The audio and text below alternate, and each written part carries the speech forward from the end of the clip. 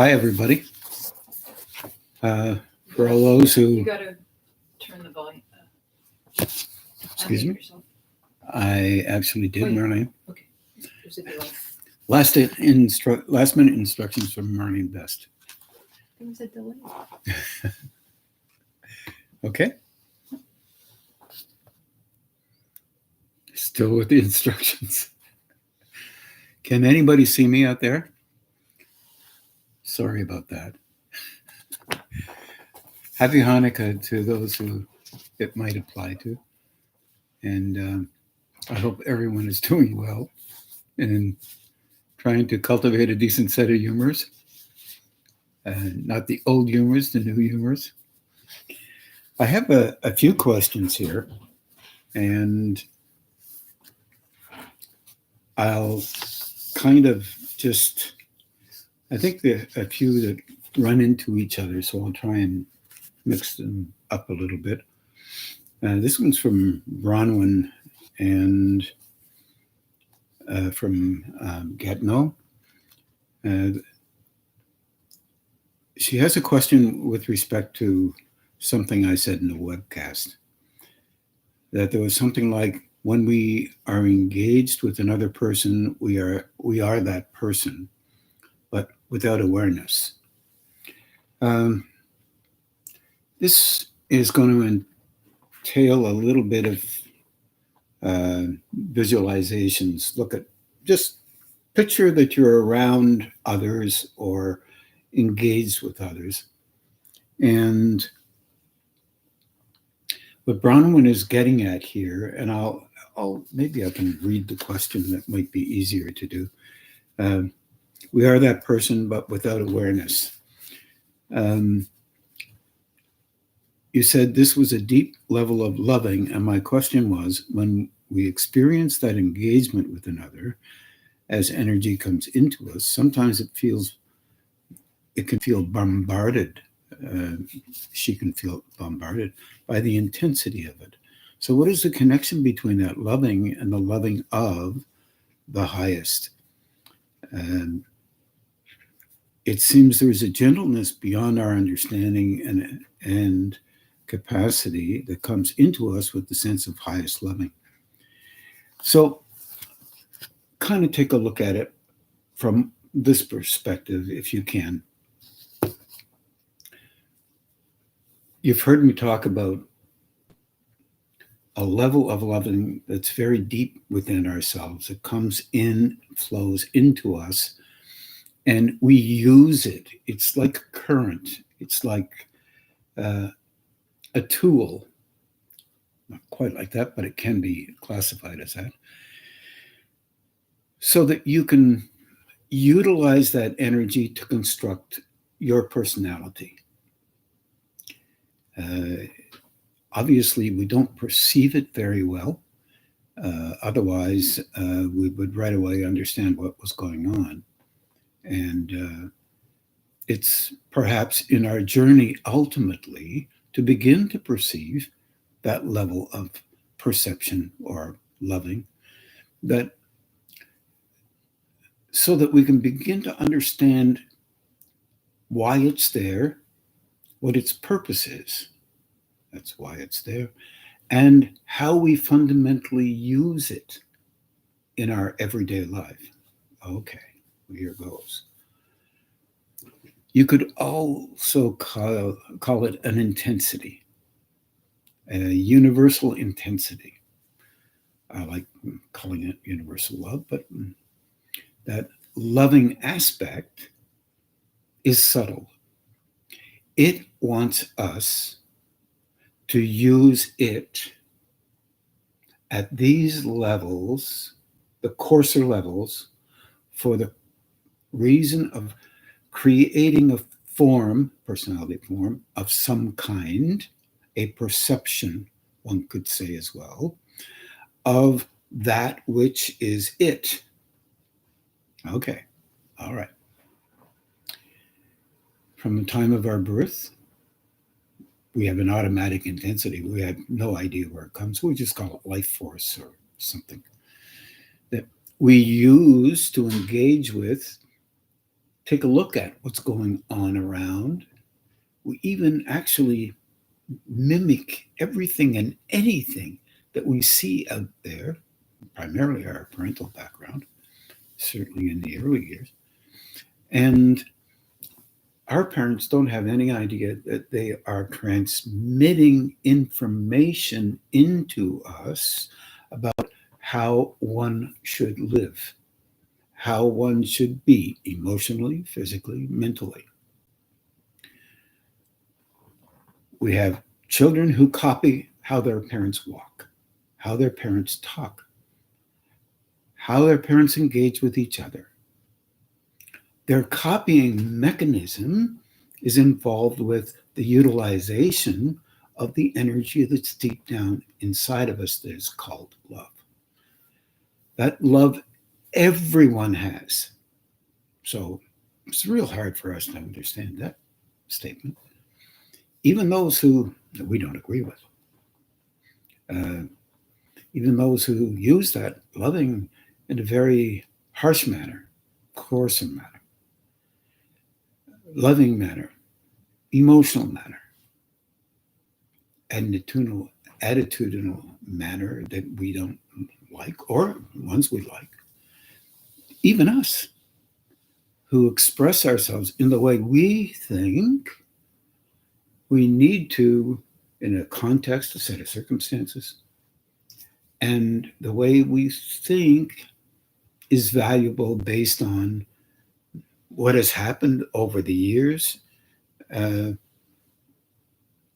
basically to create the image that we're aligning with all the time, or attempting to align with all the time. Nobody gets it perfectly, and every particular emotion that we have is all on a continuum of expression that we can use for the purpose of engaging with others, no matter who they are. So, Bronwyn is talking about loving.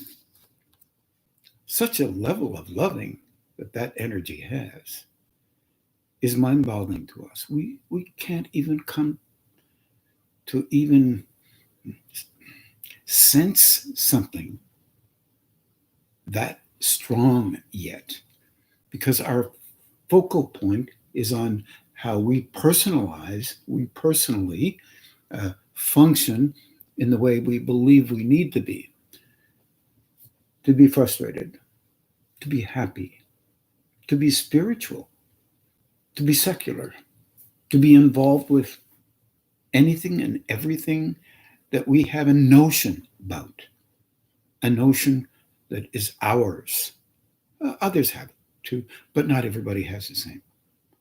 So those notion-oriented forms that we come up with and ways of acting that we're not even familiar with, or we are slightly familiar with, we can always defend for the purposes of maintaining those.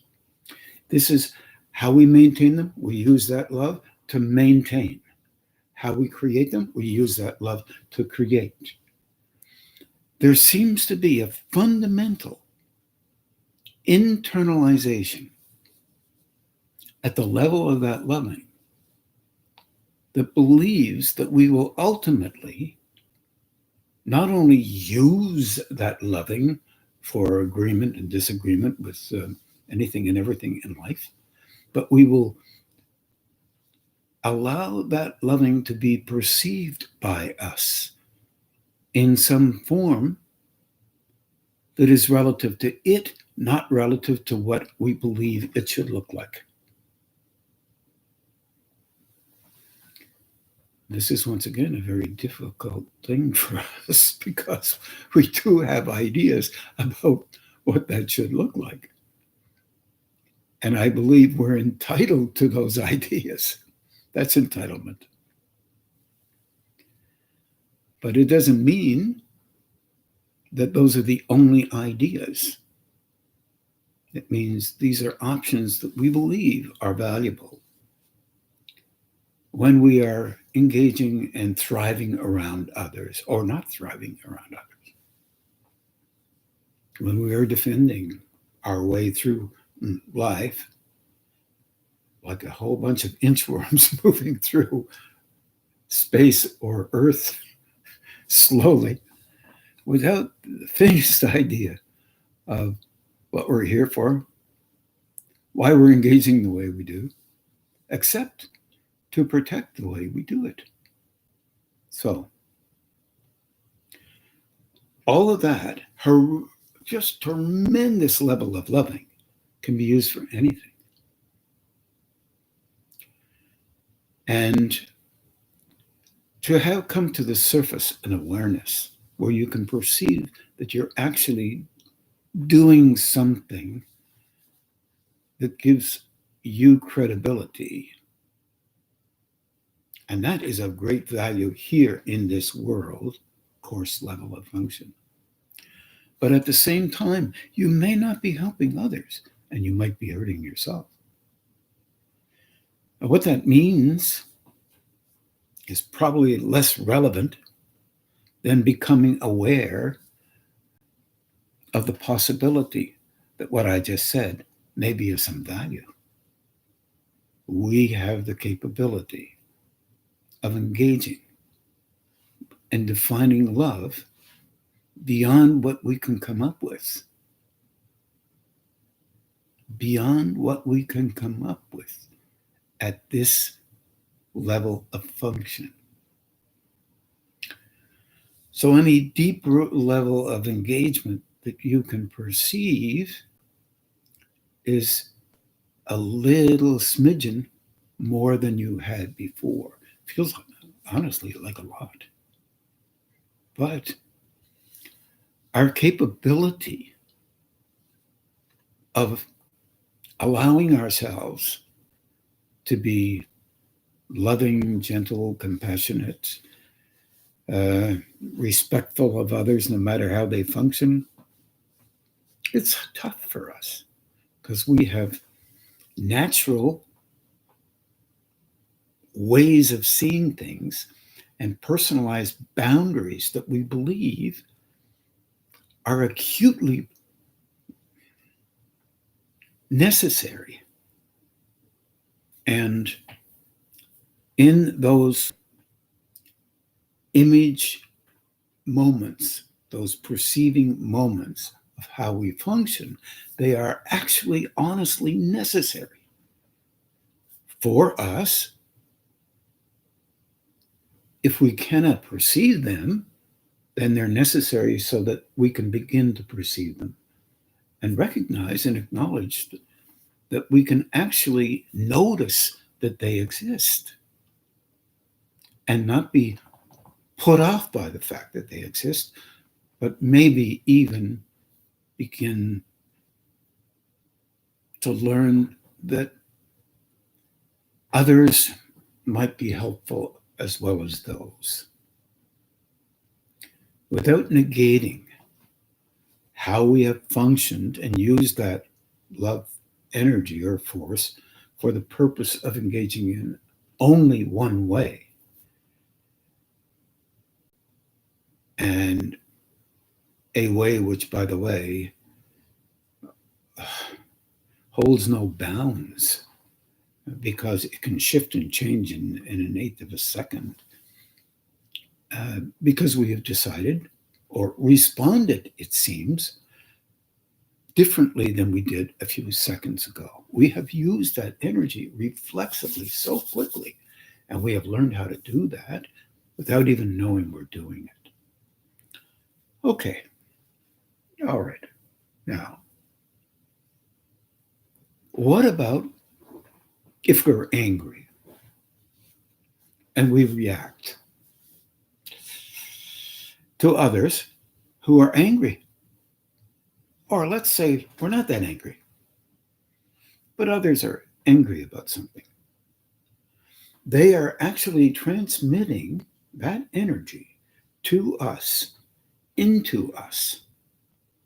And we have, without any doubt, a tremendous capacity to mimic.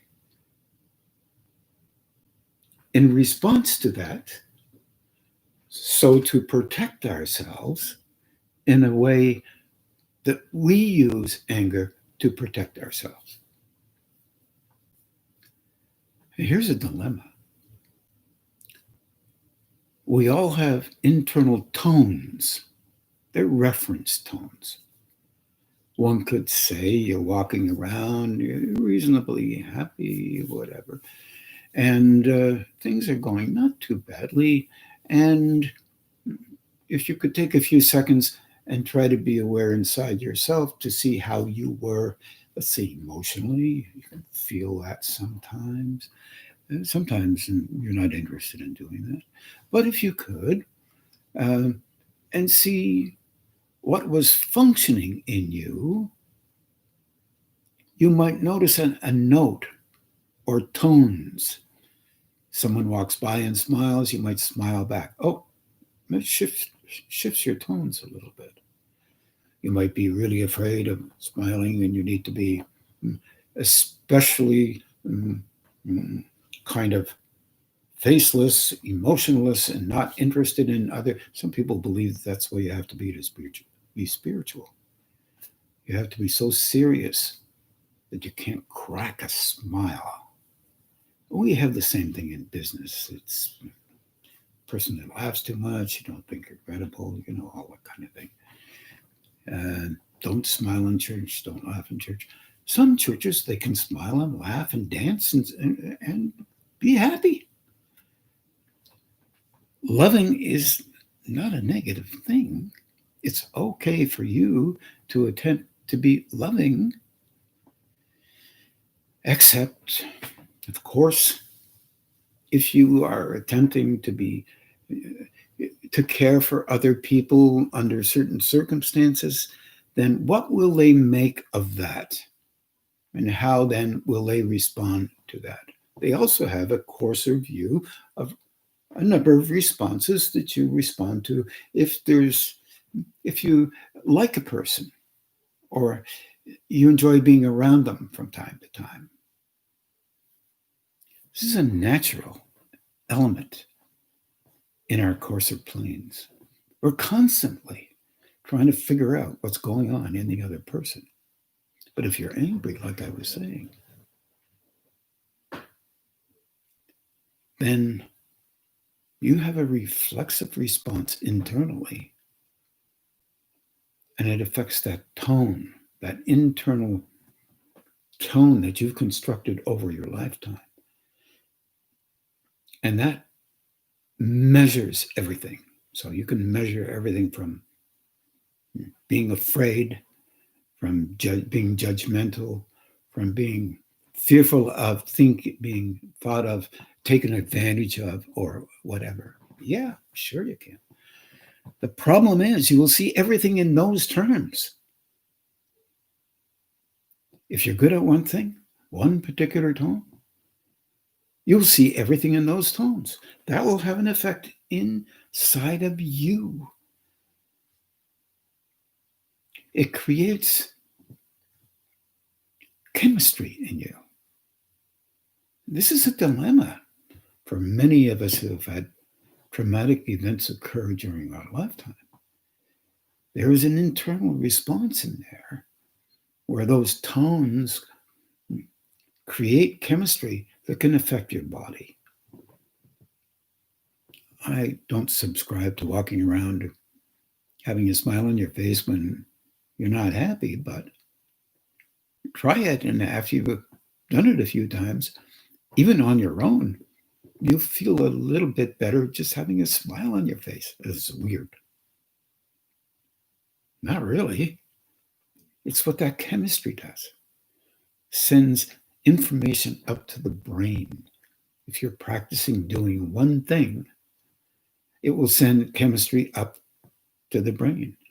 If you want to be stressful all the time, it will send information to all your endocrine gland system and the brain to promote cortisol. Make it hard on this individual. Life can be hard enough. We don't have to subscribe and cultivate that. But nonetheless, we do have reactions, and those reactions are very, very much based on self-defense, emotional defense, physical defense, mental defense. If an idea comes up you don't agree with, there is a response.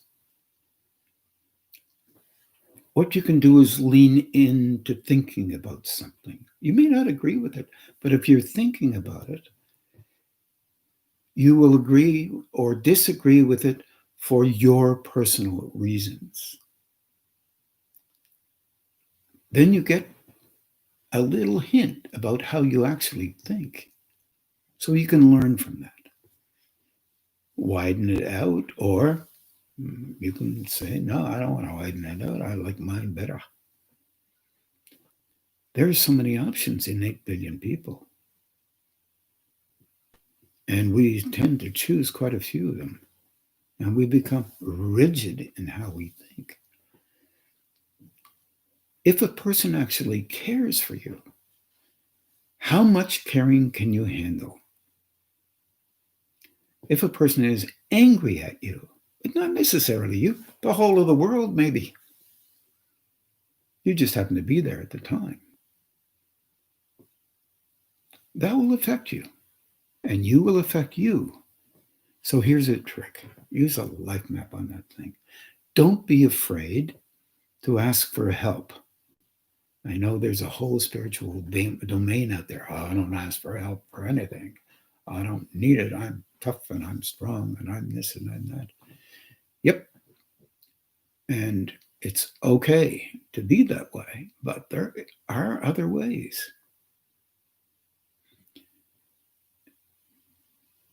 It isn't easy to let yourself be okay with understanding and perceiving how you function. Our reflex is to judge that, whatever it may be. And in fact, that judgment has an effect on you. Makes you uncomfortable, or makes you angry or frustrated or whatever. But remember, you're the one who is doing that to you.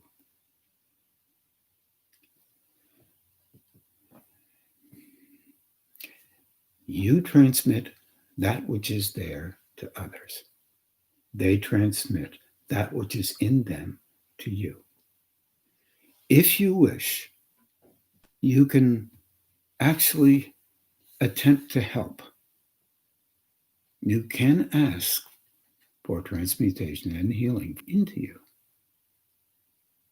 Ask that it be transmuted and healed and returned to wherever it's coming from. Don't name the person, even if they're sitting in front of you. Now, I'm going to warn you, if they start feeling better a bit, they may be frustrated. They don't want to feel better for that moment. Let it sit. Give them time. Those higher states give us lifetimes. We can learn to at least attempt to align just this little smidgen by giving things time, but it's difficult to do. A person should be like this. And if they're not, well, ... You fill in the blank. In fact, if you know it's difficult for you to shift internally, emotionally, or mentally, or even physically for that matter, then you might be able to understand how difficult it is for another to do the same thing. It's very, very difficult to do something different than what you've practiced for 50, 60, 40, 30 years, whatever it is. That's one aspect of her question. Maybe I answered more.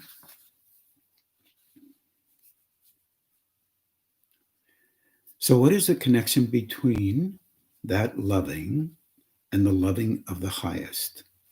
That loving is the loving of the highest. The intensity that you feel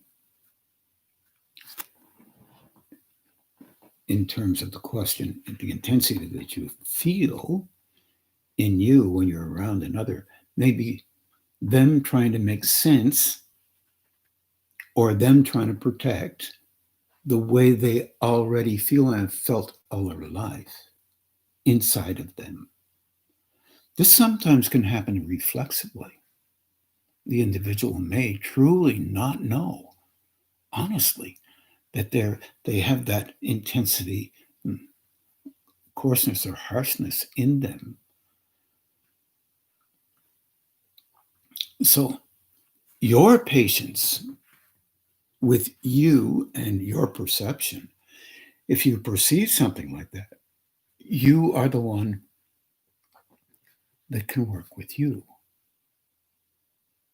You have to let them have the space and time to work with them. This is very difficult. Closer you are with people, the higher it is. Why?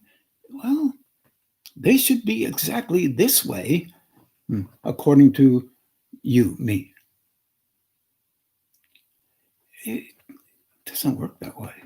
But if you're close to a person, you care for them, they should align with your version of loving and caring. Doesn't that make sense to everybody? No, it doesn't.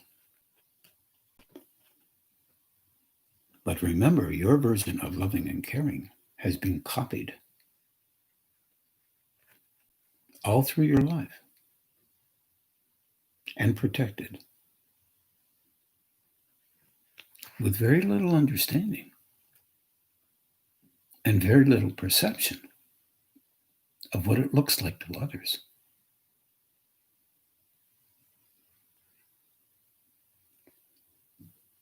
You may not even want to see what it looks like to others. And that would be normal and natural. So that's not negative. But the sincerity level that you begin to notice as time goes on around perceiving, that it would be totally objective, will be reminiscent of what you want it to be, even though it isn't the way you believe it is. Meaning, your version of loving will be related to how you think the world should be. And that is not a perfect rendering. And no one can do you perfectly.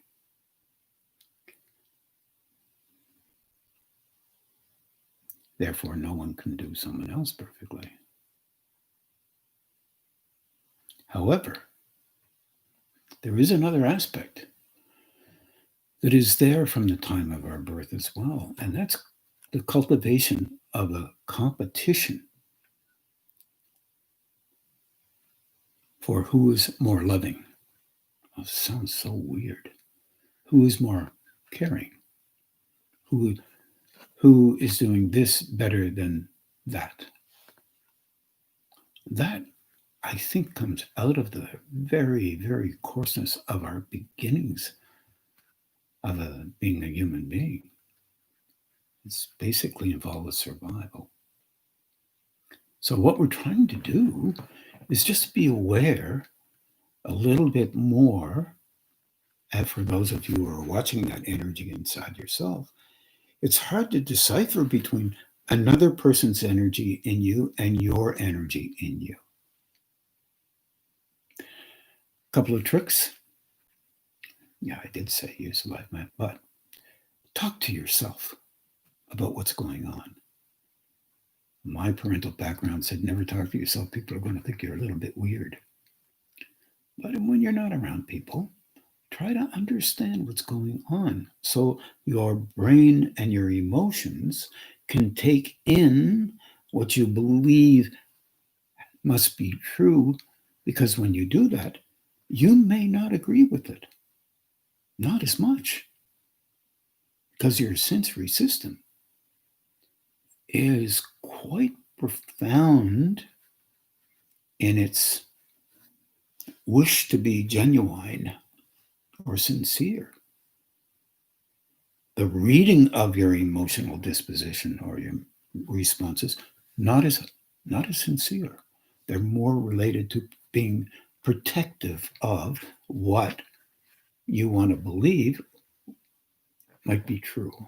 And that is related to an image that you've constructed for the purpose of being functional on these planes, the way you believe you need to be in terms of the dilemmas that you've had to face all through your life, and how your parental background, and of course their parental backgrounds, had faced those things as well.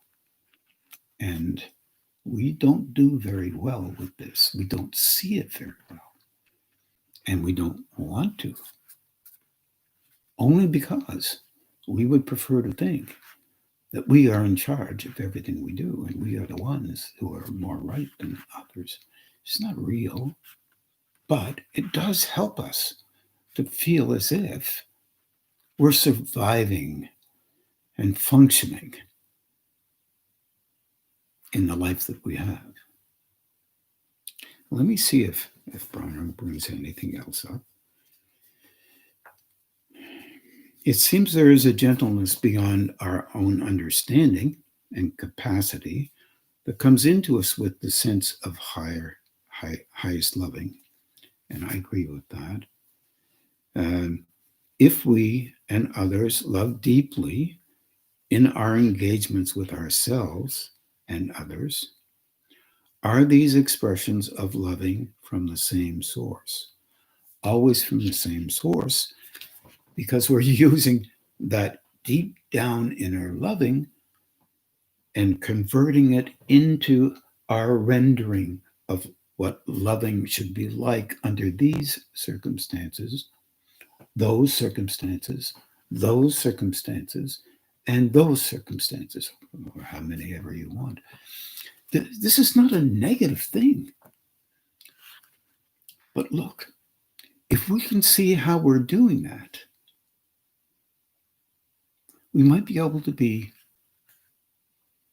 more respectful of ourselves, more respectful of others. Another may not be able to do that very well. They have to use intensity just to survive because they're so vulnerable. And there's a level of kindness in your reflection, but the reaction is different than reflection. You may have a reaction, but then upon reflection, you begin to reflect. I hope you can make sense of that and say, oh my goodness, something really difficult there for that person. And if you have lived life, you may have had difficulties not similar to theirs, based on your own equipment, your own engagement and capacity, had difficulties handling certain things. If you can allow yourself to realize that that difficulty is similar to other difficulties, still not being able to handle certain things, what did you do? Did you bring out the big guns? Survival guns? Did you even know what yours are? They bring out theirs. They may bring out theirs all the time because that's the only one that seems to work, and they're under pressure all the time. This isn't so simple, and it certainly isn't negative. But the positive thing is that ultimately, you and they and others may be able to eventually see that these are the things that we do, I do, you do, recognizing it and knowing you do these things. Then when they happen, you can say, my gosh, that happened. Okay, what am I doing? Am I protecting this? Oh, yes, that's what I'm doing. Okay, that's what I do then. Wow, I may maybe I can talk to that higher state deep down. Or depending on your belief system, from some other place. I think there's no place where it isn't. So I don't have any problem with that. But use your thinking, not mine. Think it through. Try to understand. You're learning from the inside out. It's not about getting everything right versus wrong, good versus bad, this versus that. That's the way we do things normally. And that's the way we either give credit to ourselves or we don't. We give judgment to ourselves.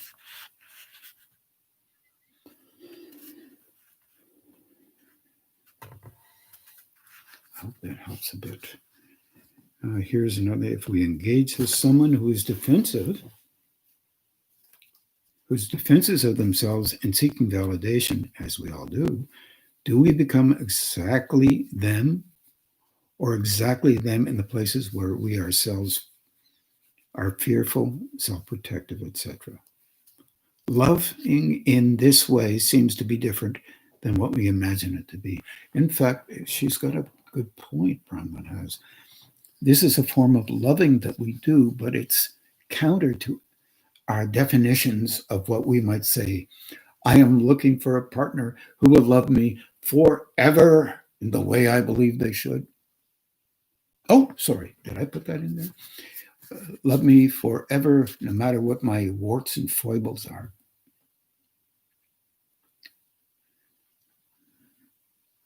They will do their best in the way that they can only do, and you will do your best in the way that only you can do.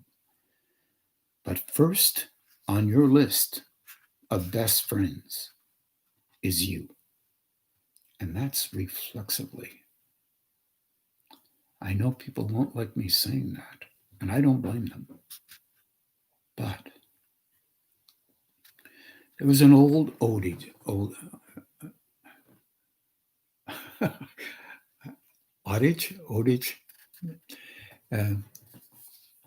old line of reference that people often escaped into.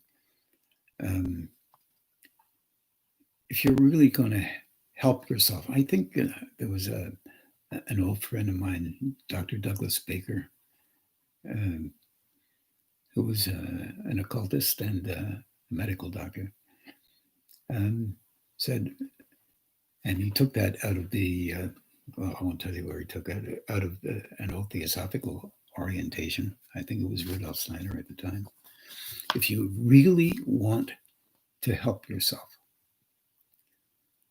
fall in love with doing something that is a lost leader. In other words,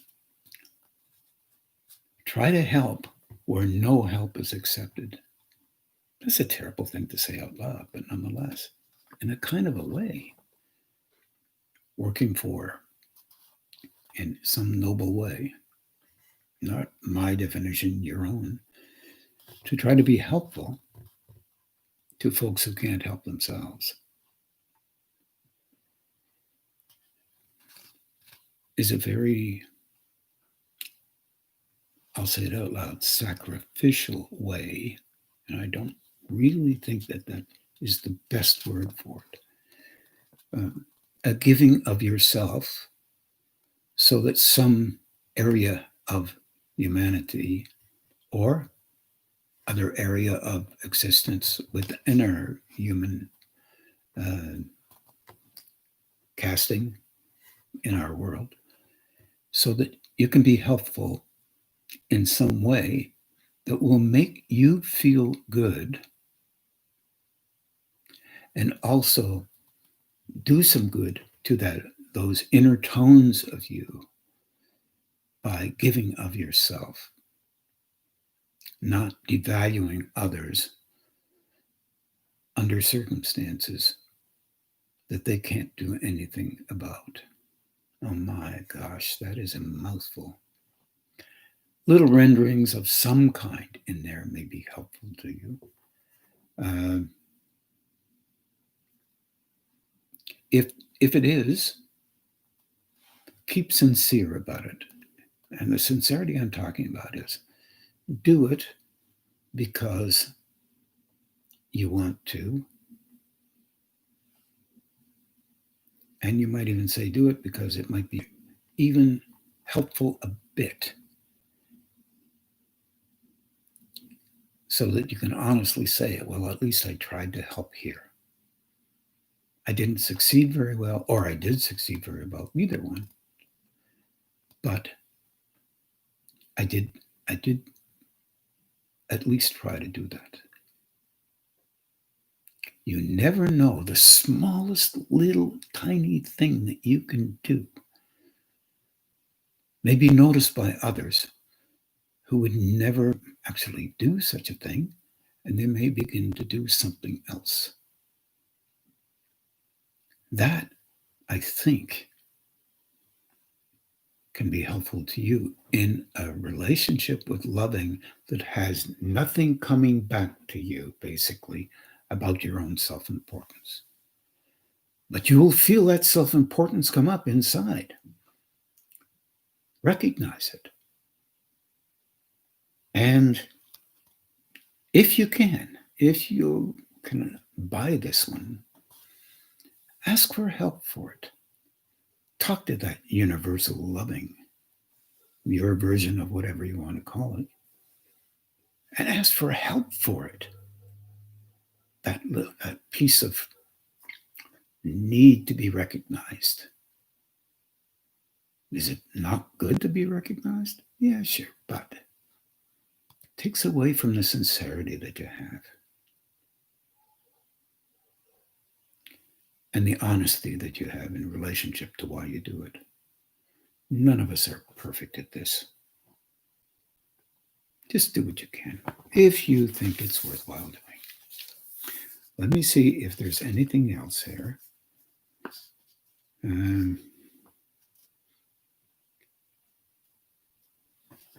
Okay, I had some reflections since that session that she talked about in the beginning, to do with energy and our experience of it moving through us. Can breath be considered energy? Is depending and slowing the breath, I think she means deepening, and slowing the breath, a support to connecting to the highest loving, or our physical engagement with love?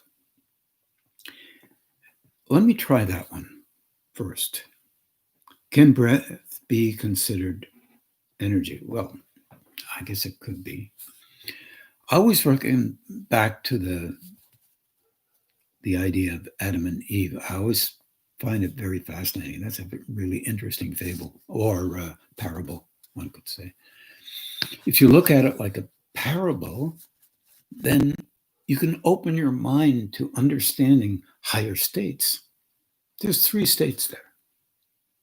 One, in the parable, God comes down into the Garden of Eden because he can be recognized by Adam, because he created Adam and actually created Eve out of the rib of Adam, the breath protection of Adam. So Adam and Eve they weren't 2, they were 1. It was really interesting, different way to look at it. No negation to Eve at all. This is part of Adam. So here's the highest possible state, one could say, in the fable, in the parable. And then there's this in-between state, this Garden of Eden, where there is a tremendous level of loving and peace, gentle state. And poor Adam's lonely, according to the story.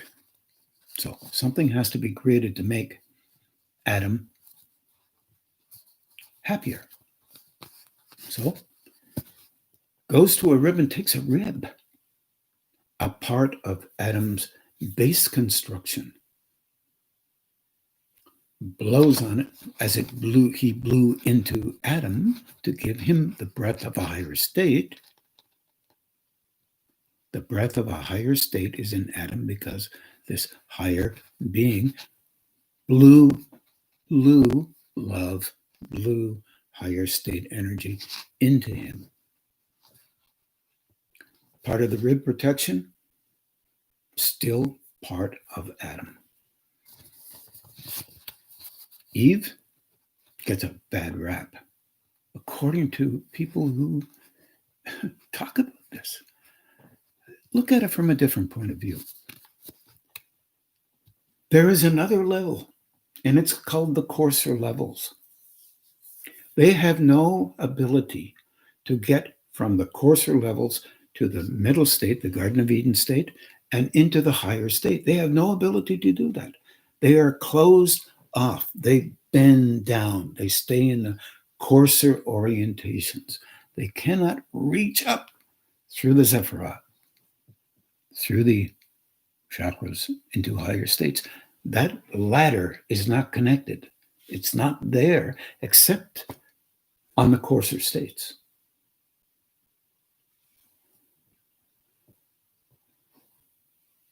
There's a tree of life and the tree of knowledge. And this is a kind of a ladder. How are we going to get that ladder?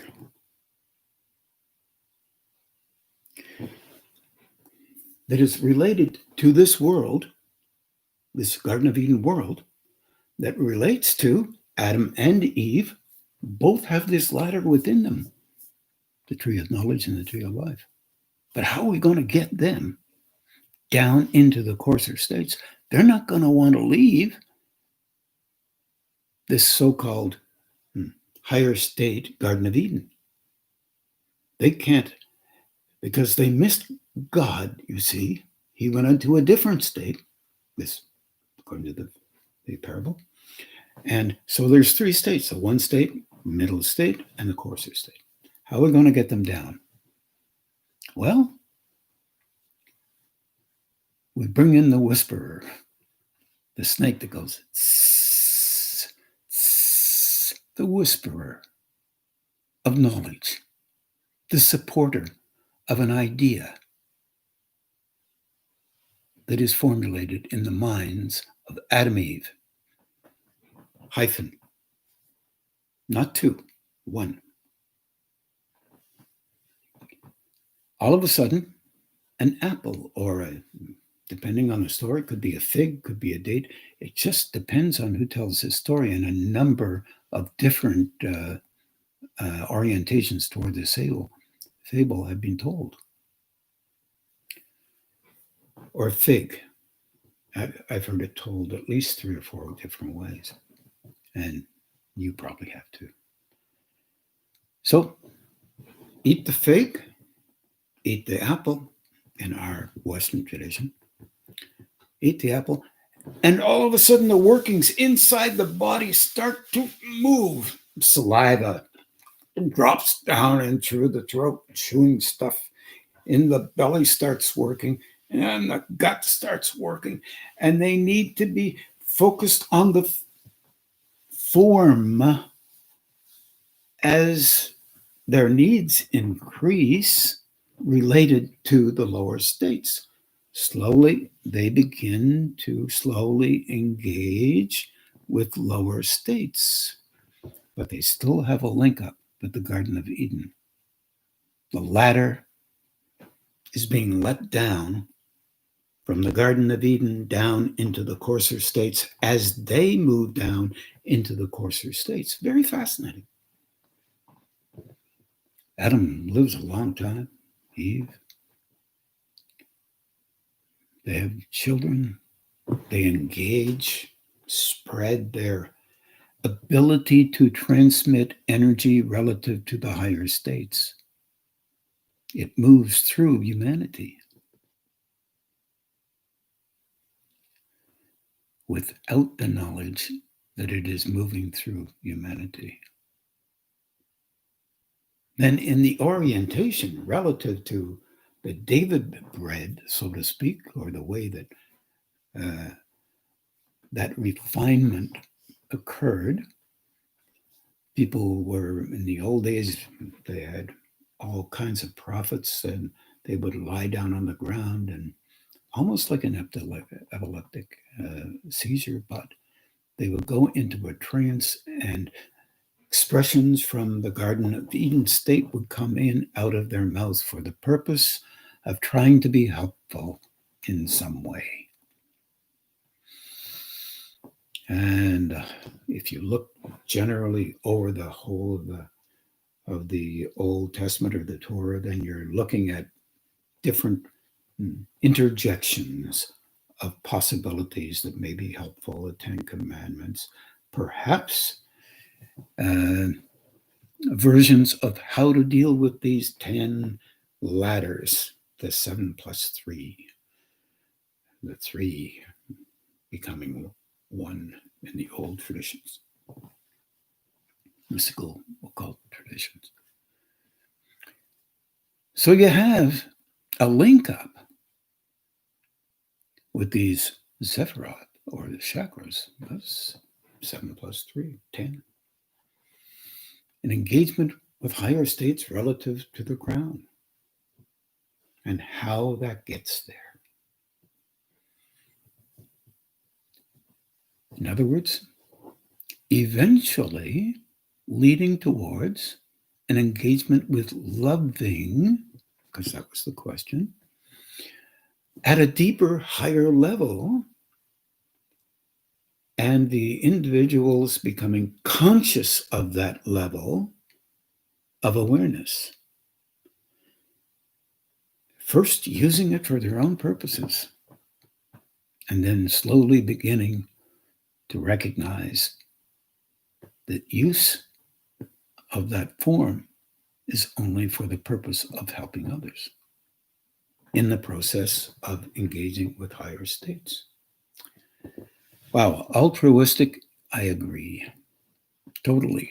But nonetheless, fundamentally, following links, as Hindus and Buddhists have followed those similar links, called it different things, and Taoists and many other engagements with higher state awareness, called by all kinds of different names. We have trouble with all this stuff. So, and we also had trouble with the loving thing as well. As Bronwyn is pointing out, the higher states help us, but we translate this concept of love into a version relative to what we believe it needs to be. According to this belief, that belief, this belief, that belief, this belief, that belief, or just you and I talking to our loved ones. The exercise of engaging and allowing yourself to notice that flow in you is an exercise towards a movement within that is deeper. If you interfere with that, and some have asked this question personally, and you will, this is natural, you will feel as if you're empty inside and vulnerable. It's like a hole inside of you where you're missing something deeply. You're missing the love that you've created that is valuable to you, the images that you function with and make you feel good, superior, not so good, all these things. You're missing them because you're learning how to be aware more. And you find this space within you that you're not used to being in, that is quiet. And you want to fill it because it is the nature of us to fill voids or empty places in ourselves. I notice this. I'm used to traveling all the time. I find that I really like that. Trouble is, when I'm not traveling, leaves a void. Then I realize I have to do something else to feel more comfortable in me. Well, that's just me. I mean, you're you. The you of you is important to you. And you love it. How you love it, oh, with many faces, thousands of faces. But the depth that you can love it is second to none. You may be angry at you might be happy with you might be, you just fill in a blank, and I don't care how many words. All of those are acts of love in a moment, which are facsimiles of love. They're not as real, they're context related. And you are precious. For within you lies that depth of loving that we would like to meet more often. And we will ultimately at some point in our development. So I wish you well in that, and I wish me well with that, and anyone else who feels that vulnerability. Remember, that vulnerability is there because love is deeper than it, and you're not used to engaging with it in a manner that you believe it should look like. And that's where the empty comes from. I wish you well, everybody. Have an extremely enjoyable evening, and thank you very much. Can meditate? Sorry, and now we're going to meditate for about an hour. Wish you well.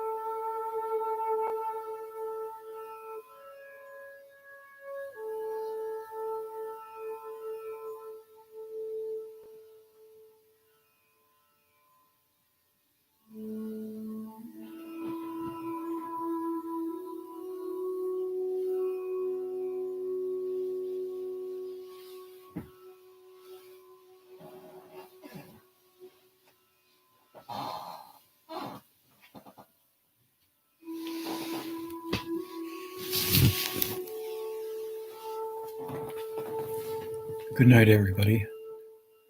See you on Saturday.